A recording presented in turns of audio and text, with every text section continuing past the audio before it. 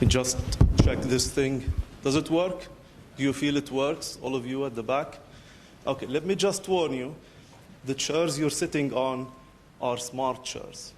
So every time anybody falls asleep, they deliver an electric shock, and it increases in power. So be aware. So this is a general lecture to the CS202 course. Philosophy begins in wonder, says Plato. Now, my daughter, she's almost 6, is a professional wanderer. She always has some philosophical question on mind, and she manages to arrive at some answers every now and then. Like now, she's already done with every question which has to do with God. So we know the Almighty's got the color of the Almighty, green, of course. The other day, she was telling her brother, he's 8, that before she was born, she was with God, which can only mean one thing. She isn't exactly God, but godlike. So keep this word in mind, godlike. Nowadays, she's more concerned with philosophical questions of a metaphysical flavor.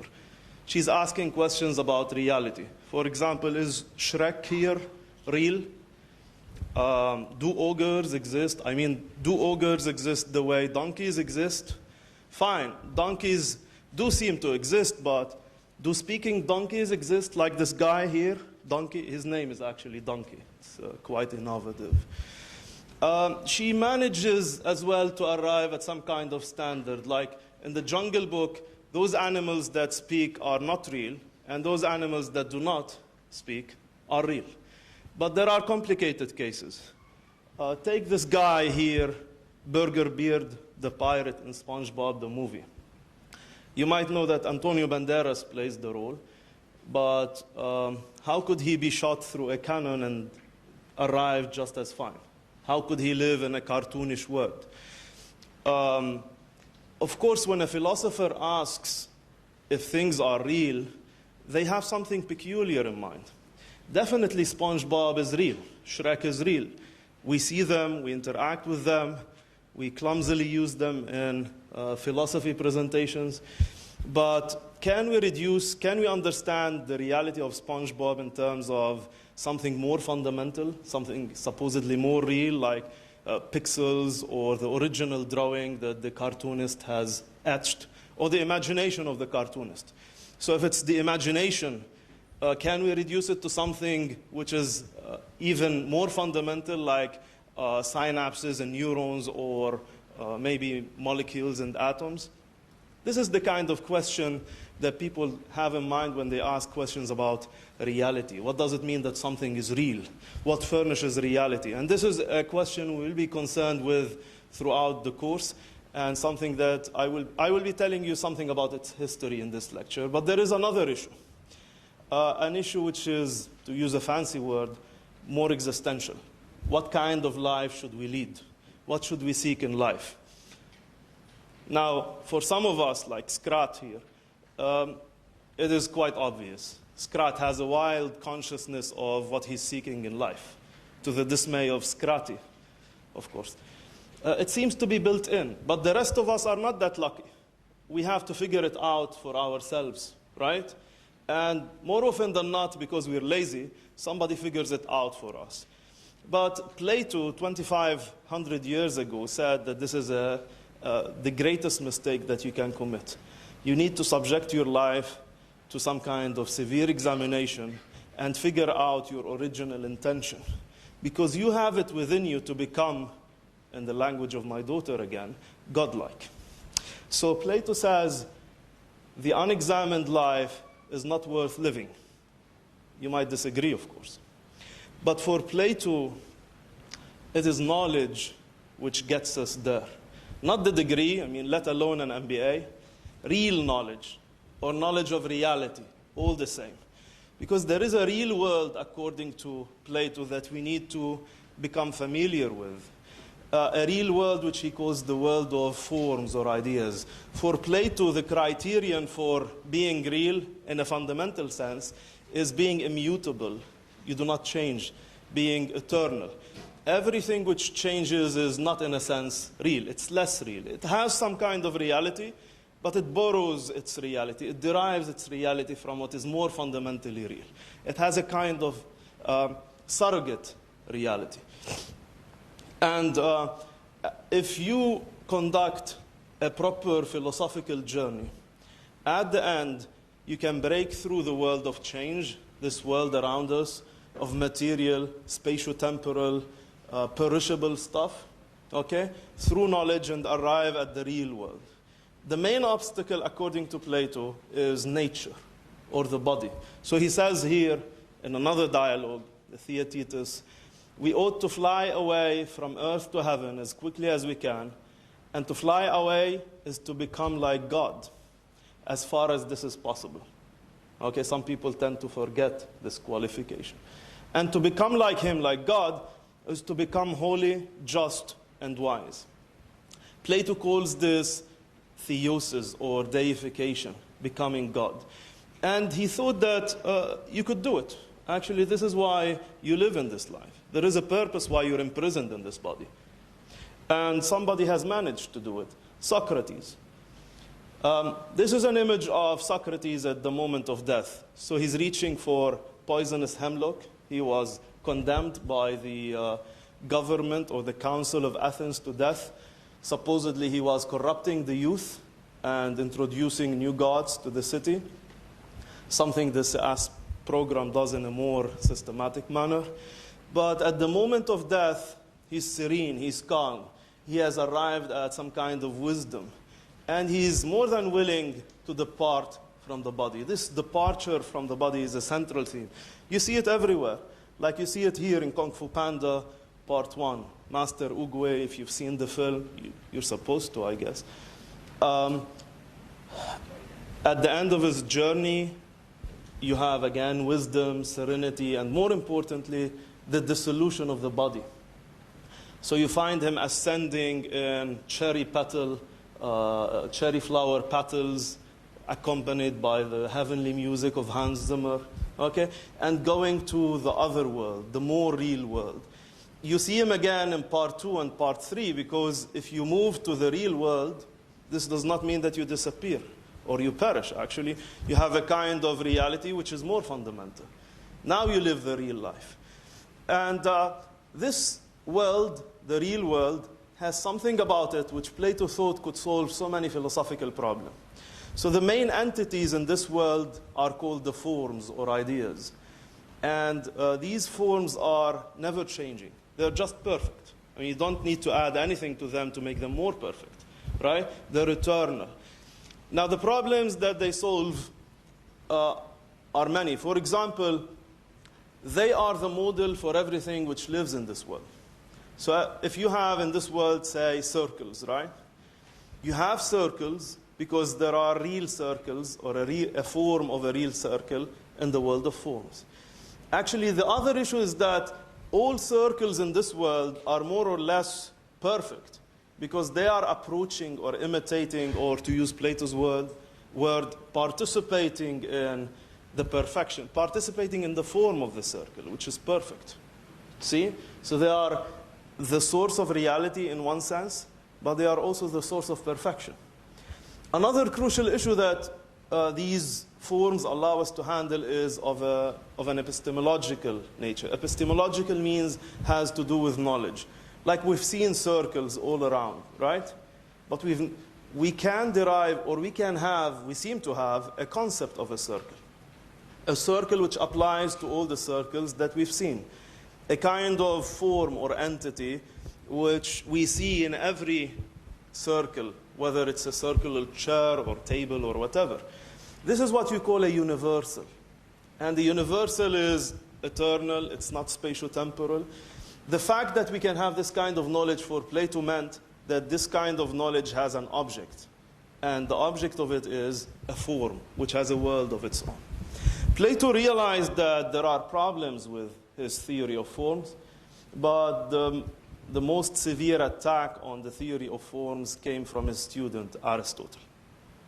Aristotle thought that forms are redundant, like we can explain things without appealing to forms. And Aristotle's approach can be called, using his terms, saving the appearances, or appreciating what we see in reality. So any philosophical theory which deviates from our pre-philosophical or commonsensical understanding of things must be justified. And he does not think that the theory of forms is justified, because we can easily explain our having universal knowledge without positing or assuming that there is a world of universals.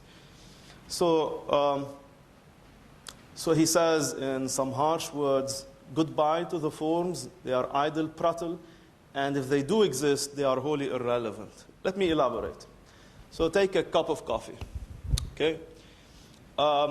For this cup to have its cupness, Plato says, there must be an equivalent which is more real, okay, which justifies its existence. Now this is a cup. It could be yellow, it could be larger, heavier, upside down, further away from the spoon, whatever, but it's a cup. It's a cup that we can recognize even if we're half asleep, actually, especially if we're half asleep. It's a cup of coffee.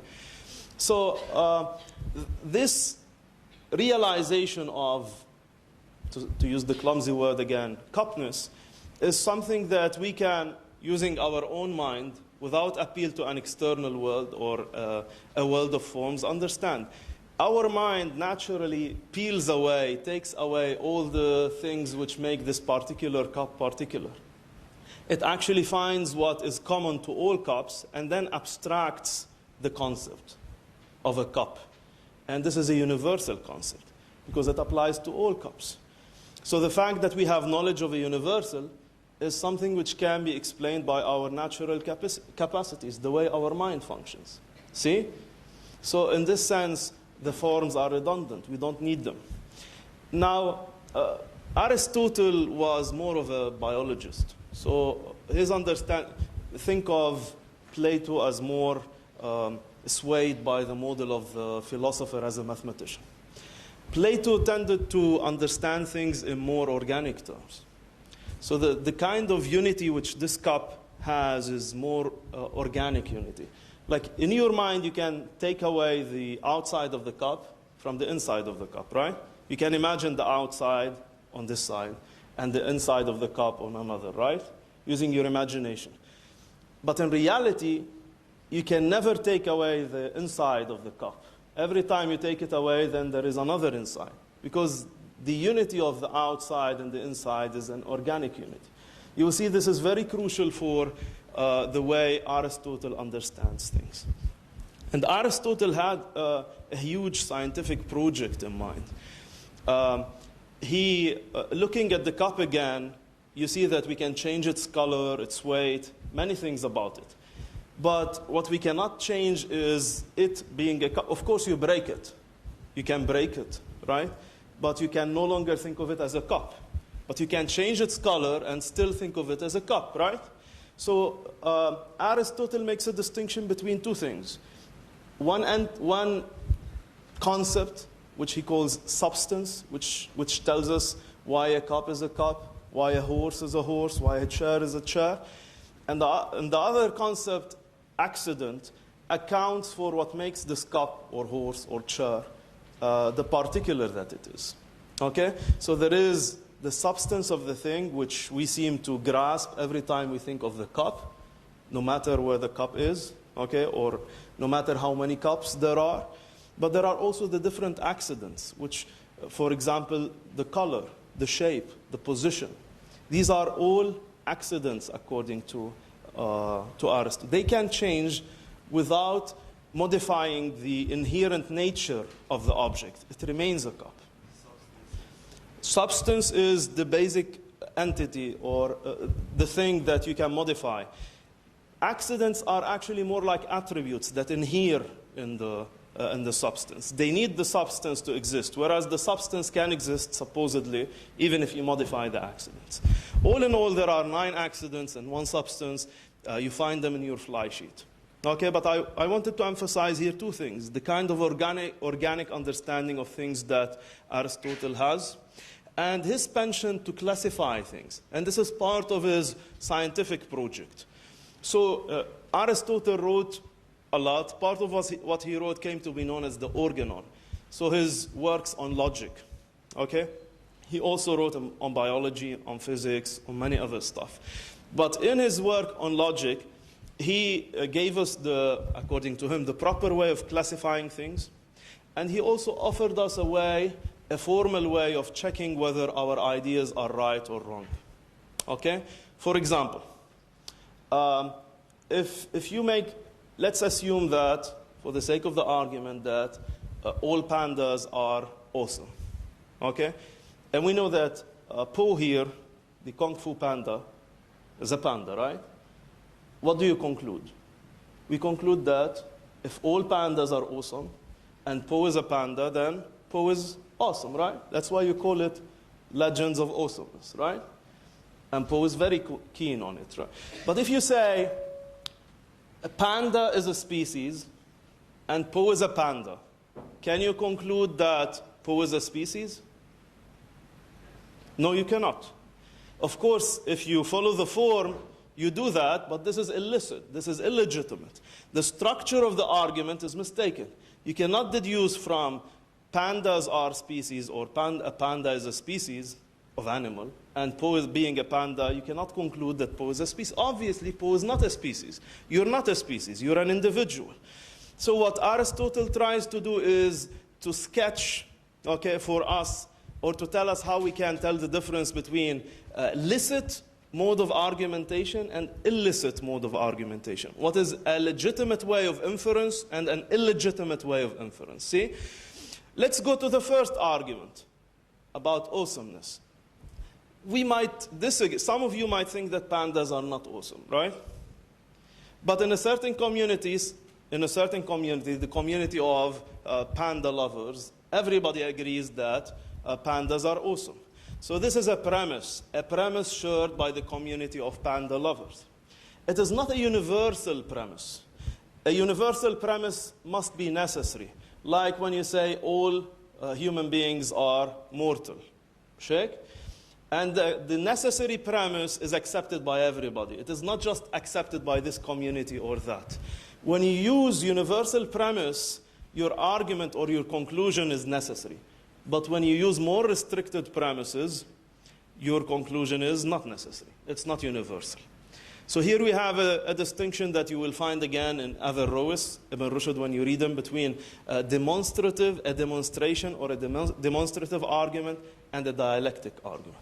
Anyhow, one other aspect or central idea in Aristotle's scientific project of classifying the world, okay, of attending to nature, is the causal analysis of things. So let's go back to the cup. To understand what a cup is, you need a causal explanation. So there are 4 things that you need to put forth on the table, 4 causes. You need to tell us about the matter of the cup. This is the material cause. Again, you find it in your fly sheet. The material out of which the cup is made is one cause. And if you tell me that this cup is made out of clay, then you have partially explained to me what a cup is. But this is not sufficient, because this clay could be made into a plate, right? Could be made into a vase, could be made into a statue. So how come that this cup, this portion of clay is a cup? It is a cup because it has the form of a cup. Now, the form is not the shape. Obviously, the shape is very central, because if the clay is made flat, there's no way on earth you could think of it as a cup, right? It is a kind of vessel. So the shape matters. But the form is more than just the shape. It is what actually explains what the cup is. So it is some kind of blueprint in the mind of the guy who builds the cup. It's what I need to explain, to show you, for you to understand what a cup is. Now, speaking of the guy who builds the cup, so who works on the clay, the potter in this case, who transforms the portion of clay into a cup of coffee, right? This is what you call the agent. In other words, the efficient cause. So now we know 3 causes. The material cause, form or the formal cause, agent, or the efficient cause. And we still need one cause, which is what Aristotle calls, or later medieval philosophers would call, the teleological cause, or the final cause, the end. Why do we build a cup? Okay? To hold coffee. Okay? So the purpose. Now, if you account for the purpose of something, for the agent, for the matter, and for the form, you have a full understanding, a necessary and sufficient understanding of what this thing is. Okay? And you apply it to everything in the world, everything in nature, actually. A causal analysis gives us an understanding of the nature of stuff. And again, this is a major part of Aristotle's project. Now, talking about the matter and form, actually there is another distinction that Aristotle makes. It's a distinction between act and potency, or actuality and potentiality. So Aristotle believed that each one of us can become a philosopher, because all humans by nature desire to know. We have it within us. Now, this might strike you as too much, because obviously, you know people around who do not desire to know. Actually, the only thing that they seem to desire is not to know. Okay?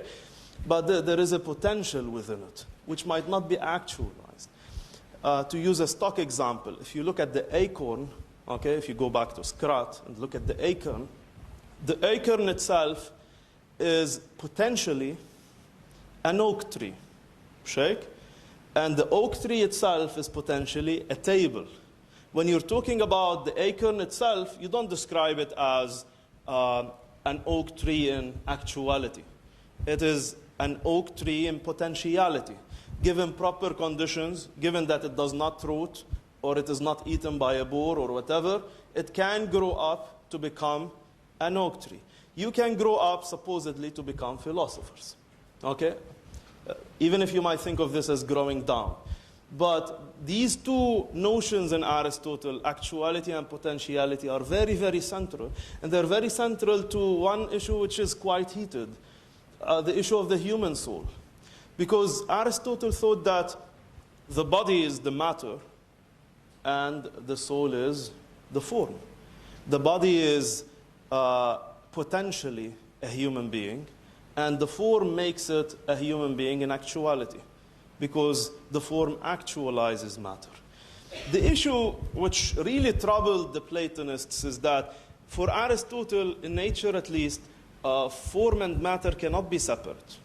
They're always together. Even the lump of clay, even before it became a cup, it had a form. It had a form of a lump. So form, matter, on its own does not exist. It always exists informed, and form always exists in some kind of matter. The problem is that if the body perishes, and it does perish, it dissolves, then what happens to the form of the body? It cannot subsist on its own.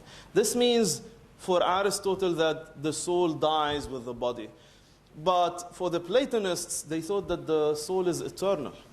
It's eternal both ways. It came from the world of forms. That's why it knows things about the world of forms. It just needs to remember. When it was imprisoned in the body, it forgot everything. When you let it loose of the body, it will remember everything again and become perfect again. But Aristotle tells us that when the body dies, the soul is no more. Okay? Now, this really troubled the Platonists. And they will have to do something about it, as we're going to see. Anyhow, after 20 years at the academy, Plato's school, Aristotle had to leave Athens. A relative of Plato was made the head of the school. And people at Athens didn't really like Macedonians. These guys, this handsome couple here, Cambridge philosophers, 20th century, Elizabeth Anscombe, Peter Geach, brilliant logicians, metaphysicians, say that being Macedonian, Aristotle didn't really fit in the Athenian society. He didn't appreciate that the Athenians openly accepted homosexuality, so he couldn't find his way up. Anyhow, he had to leave Athens, but he came back, and he came back with an army. He was the tutor of Alexander the Great here when Alexander was a child. Now, Alexander came to Athens. He did something that the Greeks could never manage to do. He united the whole of Greece, and he actually occupied much of the world back then. So when Aristotle came back, he established his own school. He called it the Peripatos, or the Lyceum. So now you know the French word, where it comes from. And because he had access to imperial authority, Alexander's troops could send him material from all over the world. So the Lyceum became a hub for scientific activity. But soon enough, Alexander died, and Aristotle had to leave. So he left Athens. But something that we know now is that when Alexander spread militarily over the world and established different political entities, he also established what came to be known as Hellenistic culture. The main component in Hellenistic culture is these Greek philosophers and the Greek theatricians and the Greek musicians. So Greek became a central element of the culture of people as diverse as the Egyptians, the Persians, the Indians, people in Asia Minor, what we call nowadays Turkey. But this is not to say that the world was a vacuum before Alexander had spread Hellenistic values and Hellenistic culture. If you look at Alexander's campaign, obviously it was more directed towards the east. But then he came out of his way to visit the Amun oracle in Libya. See? So he just went in circles. It's a desert. You cannot really cross it. He wanted to pay tribute to the gods of the Egyptians. The Ptolemaics, the successors of Alexander in Egypt, actually fully adopted Egyptian religion. And Egypt by then had a civilization which is several thousand years old. So the point I want to make is that this Hellenistic culture brings together so many different elements. It's a synthesis of Greek elements, Egyptian elements, Persian elements. That's very crucial. A century or two after Alexander, in the 2nd century BC, there in Alexandria, the city which Alexander himself has established, there was a minority of a Jewish community, a very educated community. And there was a main project of translating the Bible, the Old Testament, from Hebrew to Greek. This is called the Septuagint. 70 people were bent on translating the work. Which means that in addition to the Egyptian component, okay, the Egyptian myth, and in addition to the Greek philosophical component, we now have a Hebrew component. This is very, very central. A further century and a half later, we have this guy, Philo the Jew. He's a contemporary of Jesus and a very educated person, a Stoic. Okay? Stoicism was another philosophical school. And he blended Stoicism into his understanding of Judaism. Actually, for Philo, Moses, the prophet of the Jews, was more like a philosopher along the Greek fashion. And the most important notion in Stoic philosophy was the concept of the logos, that the world is organized by some kind of mind. And we ourselves partake of this kind of mind, this kind of organizing center, the logos. But Philo called this logos God's only begotten child. So when the author of John's Gospel wanted to describe Jesus, he used Stoic terminology. He described Jesus as the logos, the word, al-kalima. Again, the point I'm trying to make is that we have an intermingling of so many different factors. And the pot which brings all these elements together is Hellenistic culture. Another contemporary of Jesus, perhaps Christian number one, St. Paul, also had a Platonic strain in his thinking. Arguably, you can make a case that in St. Paul, there is an influence of Platonism. There are other figures that I can discuss, Pseudo-Dionysus and others, but the bottom line is that Platonism, Stoicism, Christianity, Judaism were coming together, each influencing each other and producing some kind of synthesis. Now, the period you will be studying in this course is called late antiquity upward. This is a term coined by a historian, Peter Brown. And Peter Brown wrote a book, Late Antiquity, from Aurelius to Muhammad. You know Muhammad, so I'll talk about Aurelius. And you might know the guy from Ridley Scott's Gladiator. So the old man at the beginning of the film who gets killed by his son, Commodus, you've seen it? Okay, is the philosopher emperor Marcus Aurelius, a phenomenal figure. Actually, one of the people at his court was Galen, the physician, Jalinos. And one of the first texts to be translated from Greek to Arabic was Galen's books on medicine. And because the Arabs needed to understand these books, and these books were written along Aristotelian logic, they started translating Aristotle's logic. Okay? Notice what I've said. Galen is a Greek. Aurelius himself has written in Greek, although he's a Roman emperor. He's supposed to write in Latin. Okay, bear this idea in mind. I'll come to it in a minute. Now, this is late 2nd century AD. And this is the period, as of the 2nd century, I follow John Marrenbun in saying that medieval philosophy starts as of the 2nd century, as of late antiquity. Okay? Some people would want to say that medieval philosophy starts a bit later, but this is not a serious issue. The issue is that Aurelius visited Athens at one point, 176 AD, and he made an endowment. He financed 4 schools of philosophy, the 4 dominant schools of philosophy. There are others. Obviously, Platonism and Aristotelianism, but also Stoicism and Epicureanism. But something happens immediately after Aurelius dies. Stoicism was the main school of philosophy at the time. It's very Roman. It emphasizes a sense of duty, a sense of self-persistence, of resolve, of confidence. So it suited the Roman elite. But when Aurelius died, we have what we call the Roman imperial crisis. Again, if you see Gladiator, the movie, you recognize that Commodus, the son of Aurelius, is very lousy. And he's one of the elements which bring about the Roman crisis. Along with the Roman crisis, something happens on the intellectual side. All these 4 schools of thought are cast aside. They're somehow synthesized into one school. A school which would dominate for almost 1,000 years or more. This school of thought is called Neoplatonism. And the main figure in this Neoplatonic synthesis is a guy called Plotinus, who was born in Alexandria, but who established his school at Rome in the 3rd century AD, immediately after Aurelius.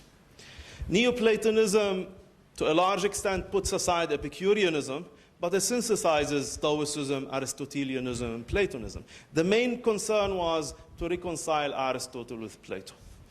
Now, Plato supposed that he could solve several problems by establishing a basic division in reality, by telling us that there are 2 components to reality. One which is static, eternal, immutable, really real, and one which is ephemeral, mutable, changing all the time, real in a surrogate sense, real in a derived manner. Sheikh? Now, for Plotinus, despite the fact that he headed the Platonic school, there is a serious problem here. If these 2 are completely different, polarly different, how could they relate? So Plotinus thought that reality is just one. It doesn't have poles. Instead of a dualism, he establishes some kind of continuum. Okay? A continuum which has degrees of reality. And reality, in a sense, is made of the same cloth. So for Plato, the mark of the real was immutability. You do not change. For Plotinus, the mark of the real is unity. Everything which has an element of unity is real. Now we have an element of unity, but it's just enough to keep us in existence, because we are part of the material world. Our soul, like Plato, our soul does not belong here. It always seeks to go to the source of reality. which Plotinus calls the one. The image that Plotinus more often uses is the image of the sun. And using this image, you understand how come we don't have any kind of duality. Because the rays of the sun are, in some respect, different from the sun. But at the same time, the rays of the sun are the sun. Okay? So the only thing which exists is the sun and its rays. And you have a model of unity. Now the problem that arises here is that how can we explain multiplicity out of unity? So we have to bring these two facts together. We see a world of manyness. And Plotinus insists that what is really real is oneness. You account for manyness by positing intermediaries. So between the sun and the material world, there are several intermediaries. Okay? Plotinus spoke of two main intermediaries, the intellect, which is equivalent to the highest form in Plato, and the soul, okay, the world soul, which sits in the middle between the material world and the intellect. I'm not going to go into these details, you find them in your fly sheet, but I want to tell you something about what happens later on.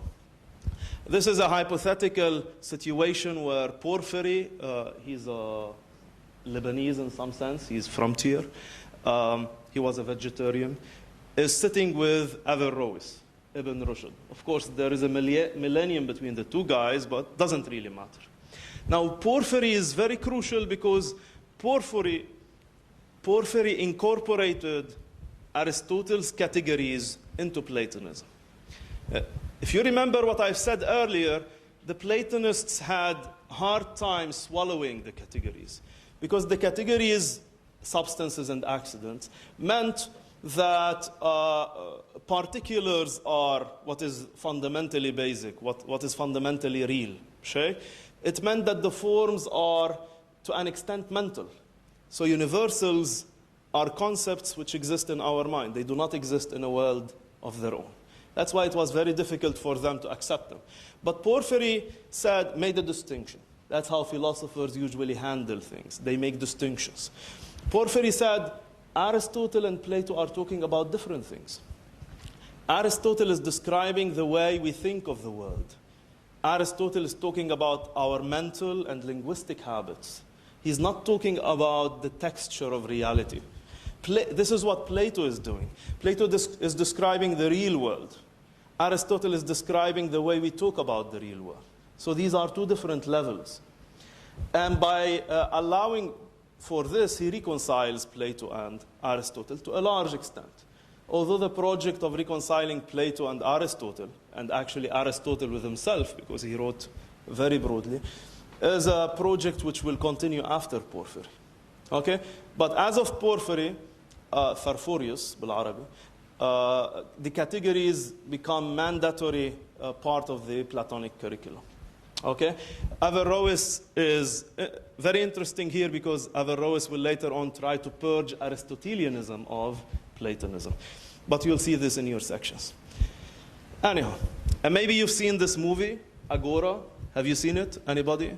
It tells the story of Platonic philosopher, Hypatia, astronomer, mathematician, 4th century Alexandria again. Okay? And Alexandria became, at one point, Christian, and the Christians were not happy with the Neoplatonism of Hypatia, and she was killed by an angry Christian mob. This doesn't mean that Christianity was at odds with philosophy. There are different strains in Christianity. Christianity is many things. At around the same time, one of the authors you will be reading is St. Augustine, around the same time, almost, and not very far away in Algeria. He was synthesizing Neoplatonism into Christianity. He offers us an understanding of the world which brings together the book of Genesis, the Christian understanding of creation, with a Neoplatonic scheme of emanation, that the whole world emanates from the one. Okay? And it is not weird if I tell you that St. Augustine relied heavily on St. Paul. Remember, I just said that St. Paul, you can argue, you can make a case that St. Paul was influenced to an extent by Platonism. Okay? And St. Augustine will be extremely influential. He's still very influential. When you had the religious wars in Europe, the Protestant-Catholic schism, both parties were arguing on the basis of the authority of St. Augustine. Extremely influential, extremely beautiful. And you will be reading major components of the Confessions in your respective sections. Now, there is a problem here. This is late antiquity, the period after Aurelius, and I've said we have the Roman imperial crisis. The empire starts collapsing. Greek learning is not available. Very few people actually speak Greek. Aurelius, an emperor, wrote in Greek, but Augustine wrote in Latin.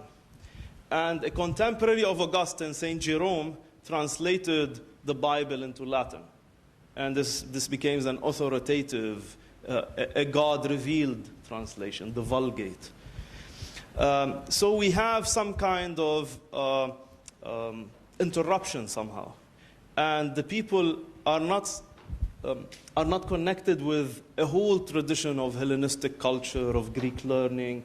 But there were things which would remind them of this tradition. There is Latin, the Roman language, and there is the church, which to a large extent inherited the institutions of Rome. Okay? But there was something odd because people were disconnected. They felt something like what this guy here felt in Ice Age, Part 3. You've seen it? So he says, one of these guys, Crash perhaps, says, "What's that sound?" And Buck here says, "It's the wind. It's speaking to us." So Eddie asks, "What is it saying?" And Buck replies, "I don't know. I don't speak wind." To a large extent, the whole tradition of learning, which was written in Greek, Homer, Plato, Aristotle, was not available to the Europeans. There were very, very few people who could read or write in Greek at an elevated level, like this guy Boethius here. But this guy Boethius here had a rope tightened around his head and his brain squeezed out of it. He was put in jail. Supposedly he found consolation in philosophy. You don't read Boethius as part of the course, but maybe you should do it on your own. Boethius promised us that he's going to translate all of Plato and Aristotle from Greek to Latin, but he only translated some of Aristotle's logic. And this explains many things. It explains why the central authority in medieval philosophy was Aristotle, not Plato. But this is an Aristotle which has been, to a large extent, Platonized. So Aristotle, which has become part of the Platonic curriculum. Something very similar happens in the Arabic tradition. So you have Aristotle, the scientist, you see here, carrying the astrolabe, okay, بِيَدِهِ آلَةُ النُّجُومِ وَالصِّنَاعَاتِ, right? But this is an Aristotle whose conception of the soul is very much Platonic. Monotheistic religions cannot accept that the soul perishes with the body. So it's very difficult for them to swallow this idea from Aristotle. So they needed to Platonize Aristotle. So despite the fact that Aristotle is known as Al-Muallim al-Awwal in the East, the first master, and the philosopher in the West, this is an Aristotle who embodies much of Platonism. This doesn't mean that everybody was happy about philosophy or Aristotle. We had serious issues, both in the West and in the East. And this is an attitude embodied to a large extent by a cleric, a faqih, who is to some extent popular nowadays, Ibn Taymiyyah, who says that studying logic is the mark of heresy. And Ibn Taymiyyah had Mamluk troops to enforce his laws concerning heresy. They were not nice laws. Okay? Nevertheless, another very, very significant faqih or jurist, one you will be reading in your respective sections, is Abu Hamid al-Ghazali, al-Imam al-Ghazali. Al-Ghazali incorporates Aristotelian logic in the very study of Islamic Sharia or Islamic law. This doesn't mean that he approves of all of Aristotle's studies. Okay? He actually launches a very bitter attack on philosophers and writes a book called The Incoherence of Philosophers. Another author you will be reading is Ibn Rushd, who responds to the incoherence. You will be reading it. He writes the incoherence of the incoherence. But let's not get ahead of ourselves. You study this material in class. Thank you.